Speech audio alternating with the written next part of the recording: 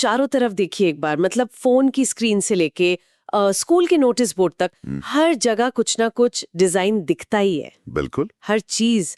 सोचिए अगर स्कूल के वो बोरिंग से प्रोजेक्ट्स या अपनी सोशल मीडिया प्रोफाइल उसको थोड़ा और मजेदार आकर्षक बना सकें तो। हाँ, ये कमाल की बात होगी।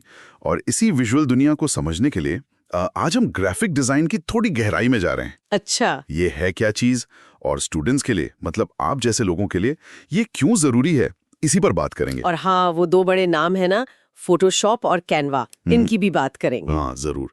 समझेंगे कि ये टूल्स आपकी क्रिएटिविटी को, मतलब कल्पना को, कैसे पंख दे सकते हैं। और क्या पता, शायद भविष्य का कोई करियर ऑप्शन भी यहीं से निकल आए। चलिए शुरू करते हैं फिर। तो ग्राफिक डिजाइन, अब आसान शब्दों में कहें तो अपने आइडियाज या कोई मैसेज उसको दिखाने लायक बनाना। मतलब विजुअल फॉर्म देना। हाँ बिल्कुल। टेक्स्ट, तस्वीरें, रंग, चीजों को पेज पर कैसे जमाना है, ये सब इस्तेमाल करके। मकसद सिर्फ सुंदर बनाना नहीं है। मकसद है कि जो बात कहनी है वो साफ साफ और अच्छे तरीके से समझ आए। आकर्षक तो हो ही, पर समझने लायक भी हो। सही कहा।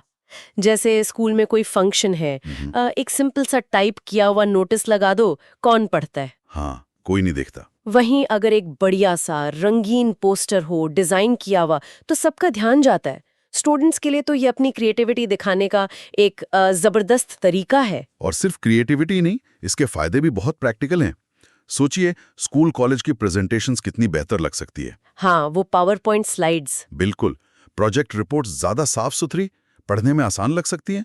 अरे, अपना रिज्यूमे या सीवी बनाते वक्त भी ये स्किल्स बहुत काम आती है। आजकल तो इंस्टाग्राम, फेसबुक, हर जगह अच्छे विजुअल्स का ही खेल है। अपनी पहचान बनाने के लिए जरूरी है। एकदम। और सबसे इंटरेस्टिंग बात जो मुझे लगती है, ये सिर्फ एक हॉबी या स्कूल के काम तक ही नहीं है। इससे तो आगे चलकर प्रॉपर करियर भी बन सकता है। जैसे ग्राफिक डिजाइनर, या वो जो आजकल बहुत सुनते हैं, यूआई यूएक्स डिजाइनर। बिल्कुल सही पकड़ा। यूआई यूएक्स की तो आजकल बहुत डिमांड है। अच्छा, अब आते हैं टूल्स पर। कैनवा और फोटोशॉप। हाँ, ये बड़ा कंफ्यूजन रहता है कि कौन सा इस्तेमाल करें। देखिए, कैनवा एक ऑनलाइन टूल है। सबसे बड़ी बात, इस्तेमाल करना बहुत आसान है, खासकर अगर कोई अभी शुरू कर रहा है। अच्छा। इसमें हजारों बने बनाए टेम्पलेट्स मिलते हैं। Poster, social media post, presentation, resume, सब कुछ है। हाँ, मैंने देखा है। वो ड्रैग एंड ड्रॉप वाला सिस्टम है ना, उसमें चीजें उठा के रखनी होती हैं बस। वही बहुत सिंपल बना देता है। और इसका जो फ्री वर्जन है वो भी काफी पावरफुल है। स्टूडेंट्स के लिए तो बहुत है। तो फोटोशॉप, वो तो सुनने में भारी लगता है। हाँ, फोटोशॉप थोड़ा अलग है। ये एक प्रोफेशनल सॉफ्टवेयर है, इंडस्ट्री स्टैंडर्ड मानते हैं इसे।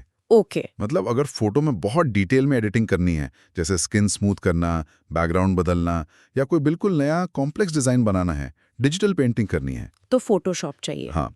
इसमें layers, masking, advance colour correction, filters, effects, मतलब बहुत गहराई है। कंट्रोल बहुत ज्यादा मिलता है। लेकिन फिर सीखने में टाइम भी लगता होगा। बिल्कुल, इसमें थोड़ा एफर्ट और टाइम लगता है। और ये फ्री नहीं है, सब्सक्रिप्शन लेना पड़ता है। हाँ, वो स्टूडेंट्स के लिए थोड़ा मुश्किल हो सकता है, अनलेस कॉलेज से लाइसेंस मिलाओ। सही बात है। तो देखिए, यहाँ समझने वाली बात यह है कि दोनों की अपनी अपनी जगह है।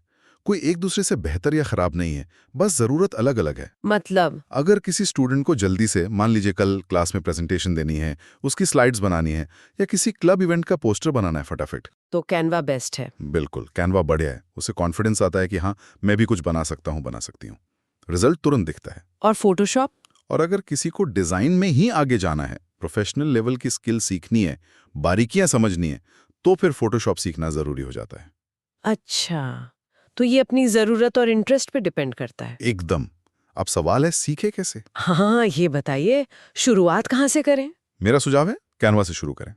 फ्री अकाउंट बनाइए और बस टेम्पलेट्स के साथ खेलना शुरू कर दीजिए। खेलना मतलब अलग अलग टेम्पलेट्स खोलिए, टेक्स्ट बदलिए, रंग बदलिए, फोटो बदलिए।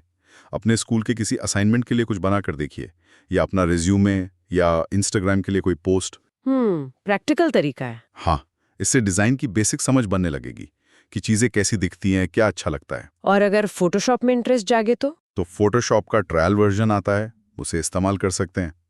शुरू में बस बेसिक चीजें पकड़िए। जैसे लेयर्स क्या होती हैं, ये बहुत जरूरी कॉन्सेप्ट है फोटोशॉप का। सिलेक्शन टूल्स कैसे काम करते हैं, इमेज का साइज कैसे बदलते हैं, या सिंपल फोटो एडिटिंग जैसे किसी चीज का बैकग्राउंड हटाना। इसके लिए रिसोर्सेज कहाँ मिलेंगे? अरे YouTube भरा पड़ा है, बेहतरीन ट्यूटोरियल्स हैं।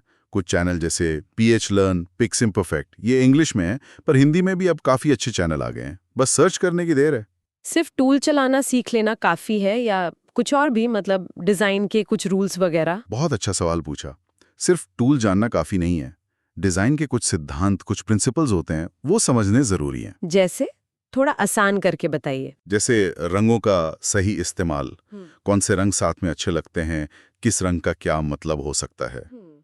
फिर आते हैं फॉन्ट्स, कौन सा फॉन्ट पढ़ने में आसान है, कौन सा हेडिंग के लिए अच्छा है, इसे टाइपोग्राफी कहते हैं। अच्छा, टाइपोग्राफी। हाँ, और चीजों को पेज पर कैसे जमाना है, इसे लेआउट कहते हैं, ताकि सब कुछ बैलेंस लगे, आंखों को अच्छा लगे और जरूरी चीज पर ध्यान जाए। खाली जगह, जिसे व्हाइट स्पेस कहते हैं, उसका भी बहुत महत्व है। ये सब सीखने से क्या फर्क पड़ेगा? फर्क ये पड़ेगा कि आपका काम सिर्फ बना हुआ नहीं लगेगा, बल्कि डिजाइन किया हुआ लगेगा, प्रोफेशनल टच आएगा, चाहे आप कैनवा यूज करें या फोटोशॉप। मतलब प्रैक्टिस करनी पड़ेगी। सबसे जरूरी चीज, बस करते रहना है। छोटे छोटे चैलेंज लीजिए, अपने किसी स्कूल क्लब का पोस्टर बना दिया, दोस्तों के लिए कोई फनी मीम डिजाइन कर लिया, किसी पुरानी खराब सी फोटो को ठीक करने की कोशिश की। और दूसरों का काम देखिए, प्रेरणा लेना बहुत जरूरी है। पिंटरेस्ट है, बिहांस है, इन वेबसाइट्स पर जाइए, देखिए प्रोफेशनल लोग कैसा काम कर रहे हैं। उससे आइडिया मिलते हैं। बिल्कुल, नए आइडियाज मिलते हैं, समझ आता है कि क्या ट्रेंड चल रहा है। और हाँ, अपना जो भी अच्छा काम हो उसे इकट्ठा करके एक पोर्टफोलियो जरूर बनाइए। पोर्टफोलियो वो किस लिए? ये आपकी स्किल्स का सबूत होता है। बिहांस या कैनवा पर ही ऑनलाइन पोर्टफोलियो बन जाता है। अगर कभी इंटर्नशिप के लिए अप्लाई करना हो या कोई छोटा मोटा फ्रीलांस काम करना हो तो ये बहुत काम आता है। सही बात है। और फीडबैक दूसरों से पूछना चाहिए, कैसा बना है? हाँ जरूर, अपने दोस्तों को दिखाइए, टीचर्स को दिखाइए, पूछिए कि क्या अच्छा लगा, क्या और बेहतर हो सकता है। कंस्ट्रक्टिव क्रिटिसिज्म से ही सुधार होता है। अच्छा, मान लीजिए किसी को इसमें सच में मजा आने लगा, करियर बनाना हो तो क्या स्कोप है? स्कोप तो काफी अच्छा है। एक तो सीधा सीधा ग्राफिक डिजाइनर बन सकते हैं, एडवर्टाइजिंग एजेंसी, कंपनियों में फ्रीलांसर के तौर पर। और वो UX वाला? हाँ, UI UX डिजाइनर की डिमांड आजकल बहुत ज्यादा है। वेबसाइट्स और एप्स को इस्तेमाल करने में आसान और दिखने में अच्छा बनाना इनका काम है। फिर मोशन ग्राफिक्स डिजाइनर भी होते हैं, जो वीडियो के लिए एनिमेशंस और ग्राफिक्स बनाते हैं। इंडिया में इसकी डिमांड है बहुत। जैसे जैसे डिजिटल इंडिया बढ़ रहा है, स्टार्टअप्स खुल रहे हैं, हर किसी को अच्छे डिजाइनर्स चाहिए अपना प्रोडक्ट या सर्विस लोगों तक पहुंचाने के लिए। और सैलरी वगैरह शुरू में क्या उम्मीद रख सकते हैं? शुरुआत में स्किल्स और जगह के हिसाब से करीब 3 से 6 लाख सालाना तक मिल सकता है। अनुभव के साथ ये काफी बढ़ जाता है। तो मतलब सीखने लायक स्किल है ये? बिल्कुल। तो अगर हम सारी बात को समेटें तो ग्राफिक डिजाइन सिर्फ एक आर्ट नहीं है, ये एक बहुत जरूरी स्किल है, खासकर आज के जमाने में स्टूडेंट्स के लिए। हाँ, अपने आइडियाज को दिखाने का, चीजों को ज्यादा असरदार बनाने का एक तरीका। और कैनवा शुरुआत के लिए एक बेहतरीन दोस्त है जो कॉन्फिडेंस देता है। फोटोशॉप गहराई में उतरने और प्रोफेशनल बनने का रास्ता खोलता है। जरूरी है कि बस सीखते रहें, प्रैक्टिस करते रहें। एकदम। ये सब सुनकर एक सवाल मन में आता है, जैसे जैसे हमारी दुनिया और ज्यादा विजुअल होती जा रही है ना, हर तरफ तस्वीरें, वीडियोस, तो डिजाइन की ये समझ, ये स्किल्स भविष्य में और कहाँ-कहाँ काम आ सकती हैं, शायद ऐसी जगहों पर भी जिनके बारे में हमने अभी सोचा भी नहीं। ये सोचने वाली बात है। खैर, उम्मीद है ग्राफिक डिजाइन की दुनिया की ये छोटी सी सैर आपको दिलचस्प लगी होगी। हाँ, और कुछ नया सोचने और करने का आइडिया मिला होगा। अगर ये जानकारी काम की लगी तो इस वीडियो को लाइक जरूर करें। और आगे भी ऐसी ही दिलचस्प बातों के लिए हमारे चैनल को सब्सक्राइब करना न भूलें।